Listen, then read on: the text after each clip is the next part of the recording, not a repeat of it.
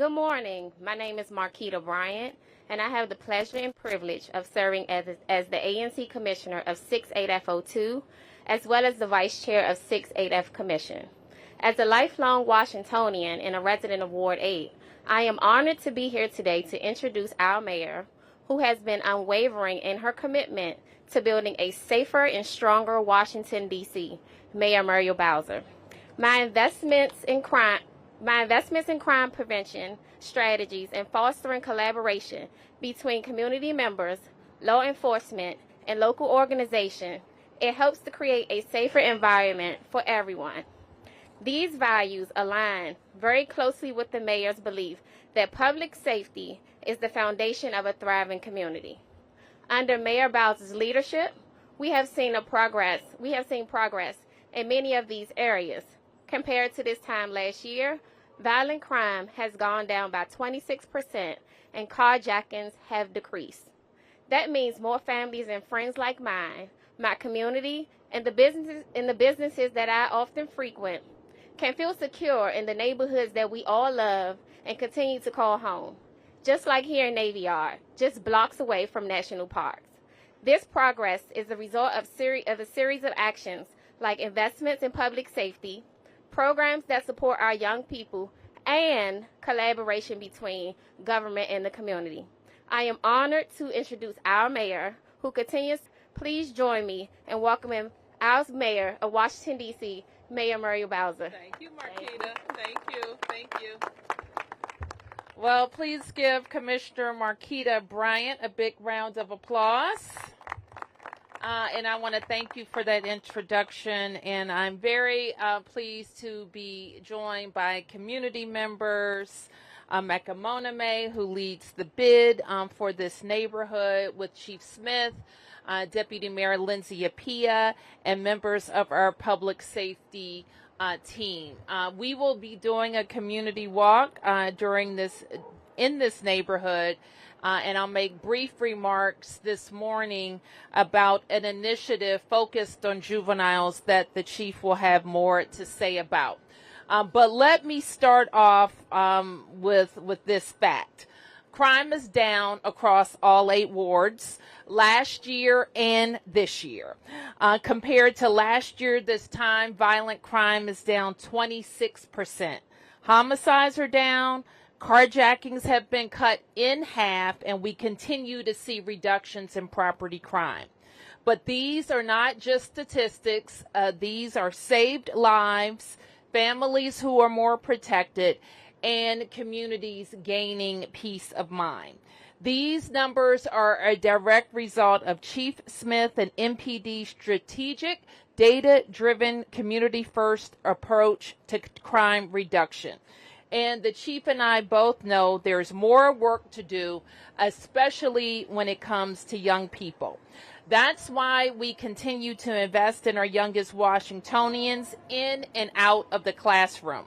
D.C. continues to be the fastest improving urban school district in the country. We just announced $1.5 million in grants to expand our out-of-school time programs and our centralized website, most.dc.gov, to find out about out-of-school time. We look forward to the 46th year of the Marion Barry Summer Youth Program and another year of thousands of young people going to our summer camps with DPR.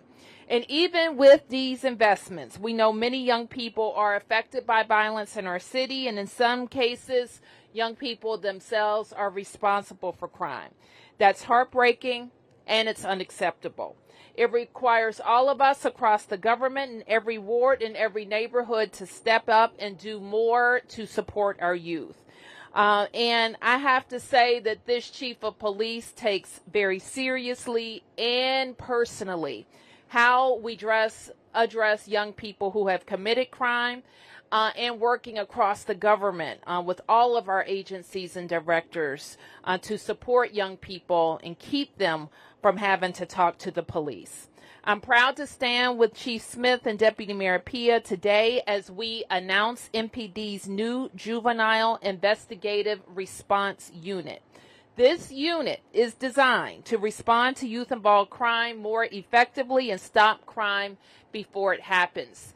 The GRU will reach, JIRU will reach young people where they are and help us understand their challenges and connect them to a better path. So I want to thank Chief Smith for recognizing this challenge and acting on it. And I want to thank all of our government partners, partners in our schools, community-based organizations who share our commitment to a whole of government approach to public safety. So with that, I want to turn to Chief Smith for more comments on the program. Thank you, Madam Mayor. Good morning, everyone, and thank you for joining us. I am joined today by, obviously, members of the Mayor's Cabinet, but also by my Executive Assistant Chief, Andre Wright, and Commander Sharday Harris, who oversees our Youth and Family Engagement Division, along with officers from our 1st District and those recruits who are currently in our Metropolitan Police Department recruit class. I want to begin by thanking Mayor Bowser for her continued support of MPD and her efforts in uplifting the youth across the District of Columbia. Our mayor is passionate about ensuring that each and every child in this city is given a quality education and is provided with the building blocks they are needed in order to thrive.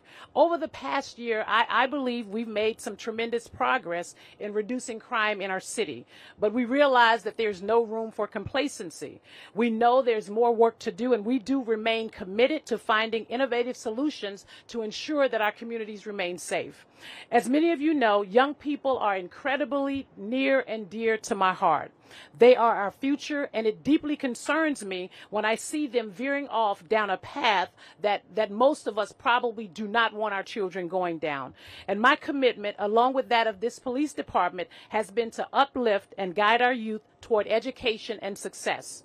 It saddens me to acknowledge the numerous incidents where young people have faced crime in our community, and I share this concern with all of you. Recently, we have seen an increase in fights in our schools and more serious criminal offenses outside of our schools, and we have seen an increase in juvenile suspects involved in criminal offenses district-wide. While our team at the Youth and Family Engagement Division and our detectives as the Investigative Services Bureau have done an excellent job at closing many of our cases, it has become evident to me that we need to dedicate a group of detectives and investigators to specifically focus on the issues facing our youth. I'm proud to announce, with Mayor Bowser's support, the creation of MPD's new Juvenile Investigative Response Unit, known as JIRU. This unit will focus on strengthening our outreach to young people and will bring juvenile-focused investigations under one umbrella. The JIRU will be housed within our Youth and Family Engagement Division under the leadership of Executive Assistant Chief Andre Wright and Commander Sharday Harris. We are currently right now interviewing members for the unit and plan to have the team fully operational by the end of this month. What I will say, and I'm veering off a little bit from my notes, is that we have a very strong positive relationship with all of our DC government agencies who touch our children across this city. CFSA, Child and Family Services Division, DHS, OAG. I think it's time now for us within the Metropolitan Police Department to be able to strengthen our efforts with our outside agencies to ensure that we all have the same focus on what we're trying to do when it comes to reducing juvenile criminal activity. What we also want to do is keep our youth out of the criminal justice system as a whole. And we will focus on those who repeatedly reoffend, and we will prioritize intervention-driven accountability. We will work to identify and interrupt ongoing disputes to disrupt future offenses from occurring. Our success will be measured by tracking recidivism. This unit will be data-driven, just like many of our other initiatives that I have launched while serving as Chief of Police. Our investigators will use real-time data to guide their strategies and closely monitor the progress of young people engaged in our rehabilitation services. I am confident, as I've said before, with any initiative that we've launched, I'm confident that the JIRU will make a meaningful impact on our communities by reducing recidivism and increasing our engagement with juveniles in our justice system. Our community plays an important role in this work. Community members have been instrumental in repeating reporting crimes and identifying juveniles involved in criminal incidents. And I'm going to make a plea this morning that our grassroots organizations that are embedded in our communities, we want to partner with you. Those of you that are working with young people and their families in our community, we want to partner with you. And when I say we, I'm not just talking about Metropolitan Police Department. I'm talking about all of the district government agencies who have a hand that touches all of our young people. The mayor is very, very passionate about making sure that our young people have the best education, and we want to make sure that we're doing our due diligence as cabinet members to ensure that we are keeping our children safe across the city. Thank you for your time, and I will turn it back over to Mayor Bowser. Thank you, Chief. Thank you. Okay, we have time for a few questions. Yes, Mark? But I'll throw. So one, will this unit be investigating crimes that were committed by youth or where youth were victims of the crime? And then can you give us any numbers on staffing, like how big this unit will be, how many detectives you plan on having in this unit? Chief. So we're going to be working from both angles, right? We want to work with the young people who are already in our system. When you think about the terminology youth and juvenile, juveniles are usually young people who are already in our system, right? And what we want to be able to do is to ensure that we're going out to do home visits, that we're also going out to reach them, those of them who have been arrested and then sent out to different programs across the city, such as diversion programs, youth rehabilitation services and facilities. And we want to partner with our CFSA and DHS to make sure that there's a collaborative effort around making sure these young people don't offend. When it comes to victims, we already have a victim services unit that continues to work with young people and adults across our city. When the question about how many investigators and detectives we're going to have in the unit, right now, I don't want to reveal the number, but we will have a commander, a lieutenant, a couple of sergeants, several detectives and investigators in the unit. They'll be investigating crimes where you suspect the suspects are juveniles. That is correct. And so what happens right now is that within all 7 of our districts, it's a little fragmented, right? First district would handle theirs, second district, I'm bringing it all under one umbrella across the city so that as criminal activity is happening with our young people, we're able to address it immediately. Do you have data now? You say this is data-driven, and you mentioned that juvenile crime is going up. Do you have data you can share with us now? I do have some data. Can I have my team send it back to you, Mark? Yeah, we have seen a little bit of uptick with young people, fights in schools. We've seen a significant reduction in a lot of the criminal activity with regards to some of our CVS's and Walgreens and Targets and things like that, but we still can't stop the effort that we put forth last year. We still got to continue to work very, very intimately and intentionally about making sure that we're keeping these young people from preventing these kinds of committing these kinds of crimes. Yes, ma'am. Yes, that is correct.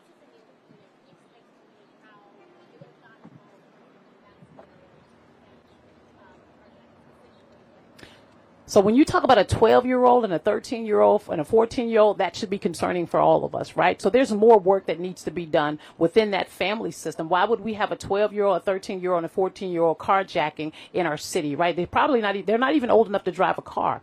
And so with that investigation would go immediately to our GIRU.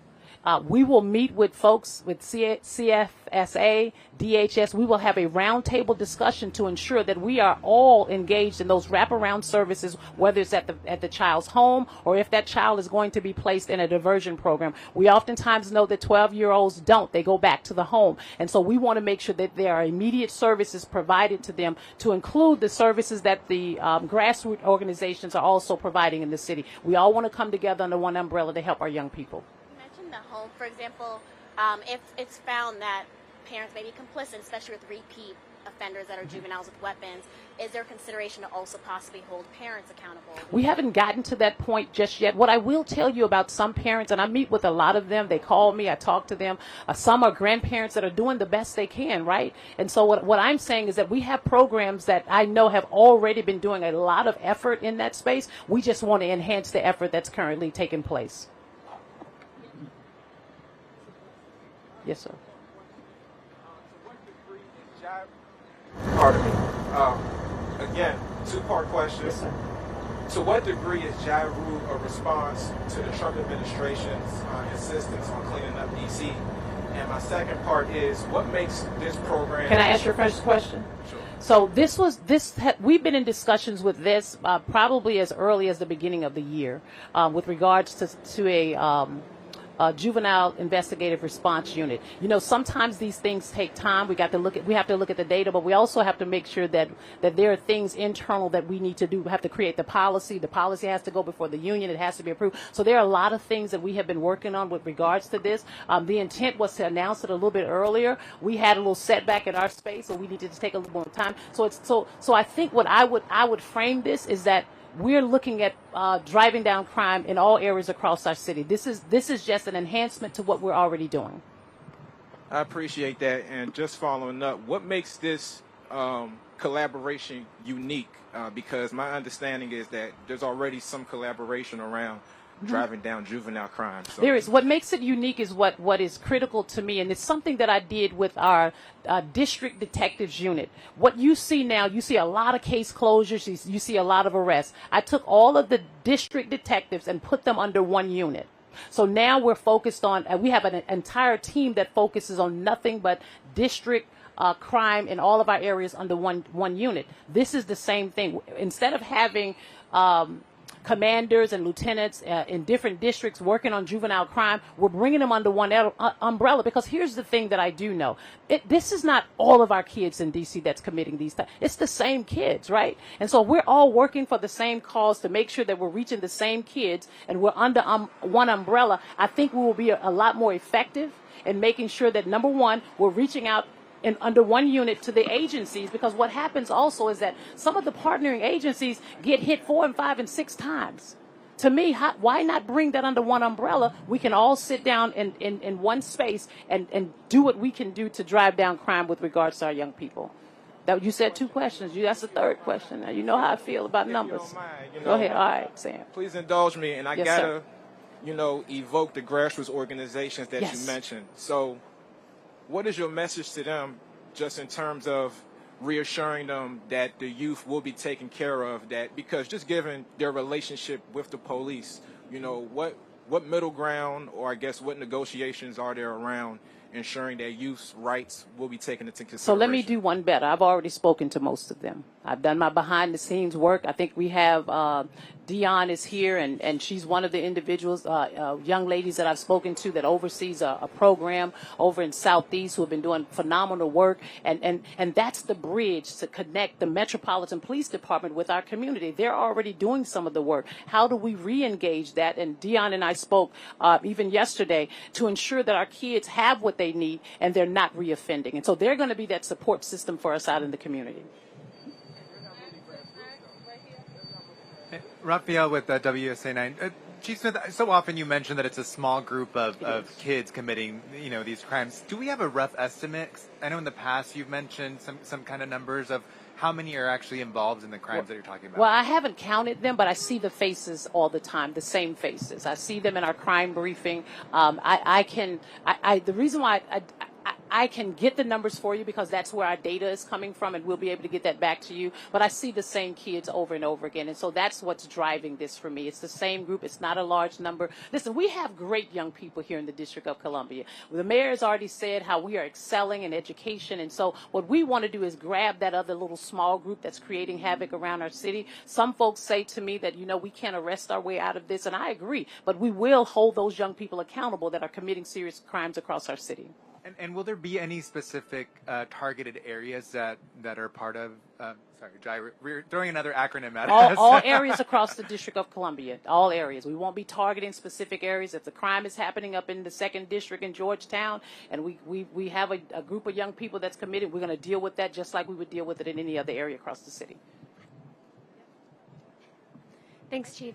Jenny with the Washington Post. Hey, Jenny. You mentioned detectives and investigators on the unit. Are there going to be officers of other ranks and other roles on the unit as well? So the officers are the ones that are already doing the work out in the field. Their reports will now come into this unit, and they will do the follow-up work behind that.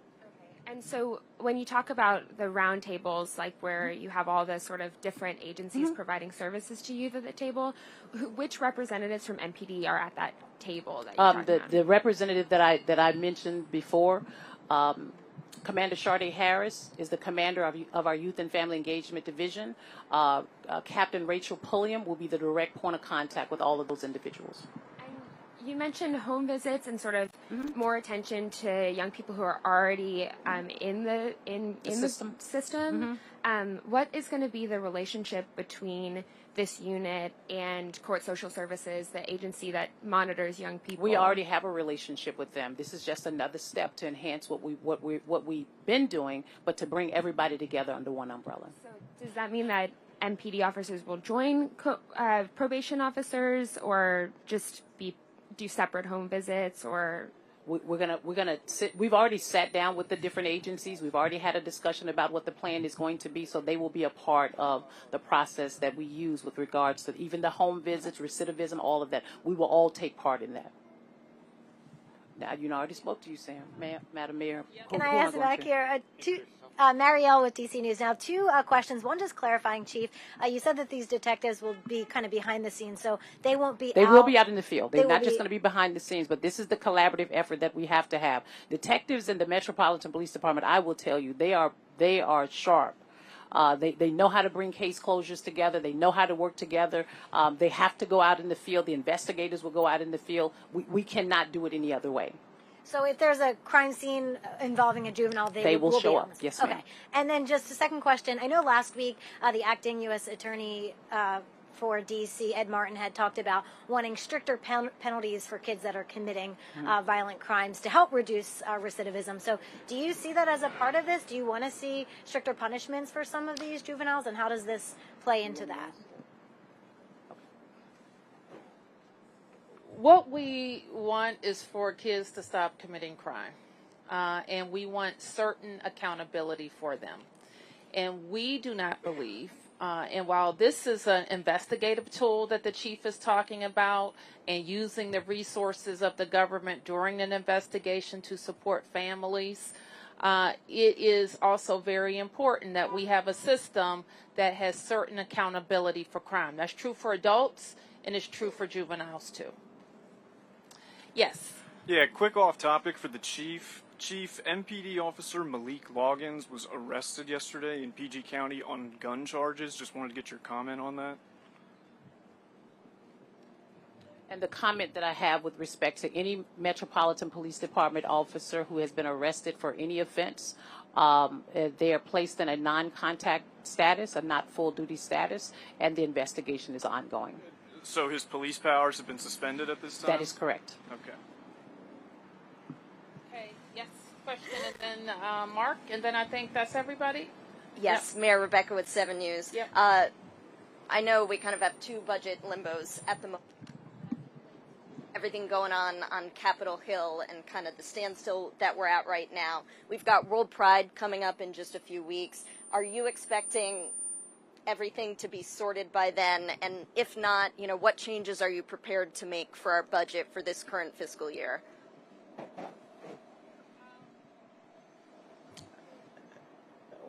Okay, I don't think World Pride is impacted. Let me say that, and we're looking forward to welcoming thousands of people.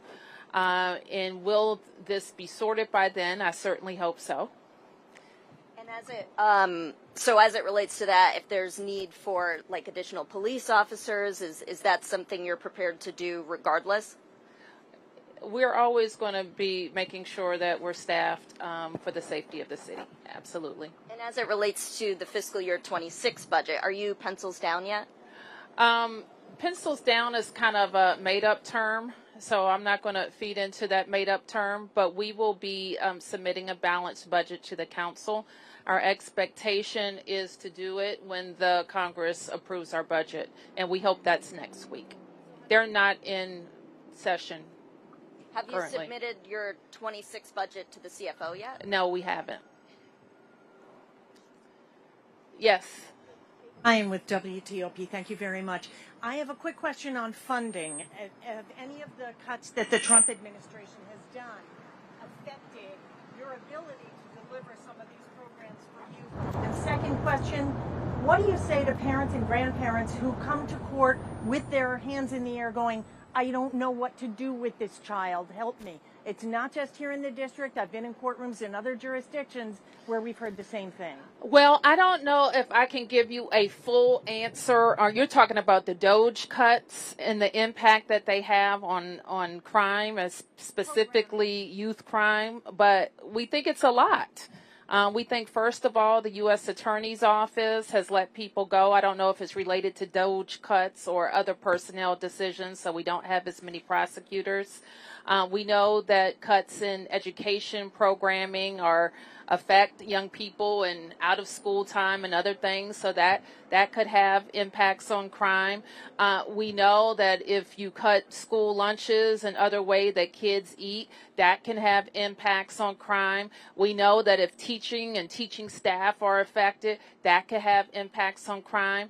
If our budget doesn't pass and we have to look more closely at overtime spending for public safety officials, that will have an impact on crime. These are distractions that are completely avoidable. And we need to have our budget issue resolved at the Congress, and we need it done as soon as possible. And our concern about Doge cuts are we want everybody to be treated fairly and any personnel actions to happen legally. And quite frankly, we think that the pace of these separations has to stop. It has to slow down so that all of those things can be done properly or rethought completely. And so there could be the things that happens when things are fast and not well thought through is that some of the consequences are unintended, but they're predictable. And then, Chief, on parents and grandparents who come to you asking for what do I do? Well, I'm gonna start, and I'll turn to the chief because this continues to be a big issue. And we, especially when a child is in the system, when the child has committed a crime, we don't necessarily, and I think a lot of people think that they're doing a child a favor by not committing them to our system. Our system is a rehabilitative system. We want as many kids that have committed crimes, we rather have them in our care than have them out to commit a more serious crime. And so that is what we have spent a lot of time working with the U.S. Attorney, but also working with judges to let them know that our system is focused on rehabilitation. And we're better able to be accountable for that child when we know that they are in the proper system. Okay, I'll take a few more. Yeah. Legislation that would, in many people's opinion, greatly undermine the Open Meetings Act and legislation. Council Chairman Mendelson said specifically, council members were afraid to speak their mind in front of you at the mayor-council breakfast, and that he specifically wants the mayor-council breakfast closed to the public and the press. So I'm wondering what your view is on this legislation, if you support it, and if the chairman closes the mayor-council breakfast to the press, will you participate in those closed-door secret meetings? Now, Mark, I have a view because I was on the council and I've been mayor, and I do believe that there are times when the government has to meet behind closed doors. You can call it secret, you can call it not open, but sometimes there are matters that have to be discussed, and they can't be discussed in in public. I don't know how else to say that, but I do believe that there are instances when that is appropriate. If I could just follow up, there's already mechanisms in place, as you well know, to close those meetings when there's sensitive economic development personnel, terrorist threats. You participated in those meetings as a council member and as a mayor.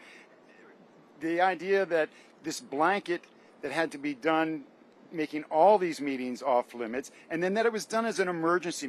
Chairman Mendelson has failed to really tell what that emergency is? Are you comfortable that there were no public hearings held on this and that they're going to do it on an emergency basis? Well, Mark, as you know, an emergency can only be in effect for 90 days, and it's my understanding that the chairman will introduce a permanent piece of legislation that will require a hearing before the council. And what the public has is my commitment that I wouldn't bring anything to the council that was appropriate for a public meeting in a closed door meeting. Yes. Councilwoman Pitts was also introduced recently. There are a few overlaps in goals, but has there been discussions on how PCC can support the unit here and or the overlaps that are existing right now? May I ask the deputy mayor, who spent a little bit more time with those provisions, to speak to it?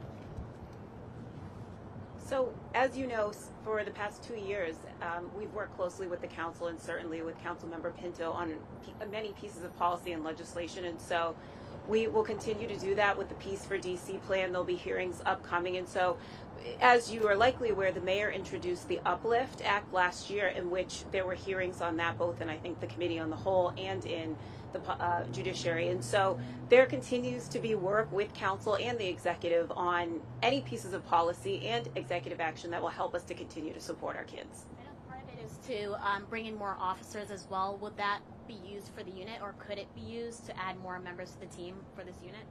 I mean, anytime we, like the mayor says, we're always hiring and looking for officers. And so I know the chief will adjust staff as she thinks will help us to continue to drive down crime.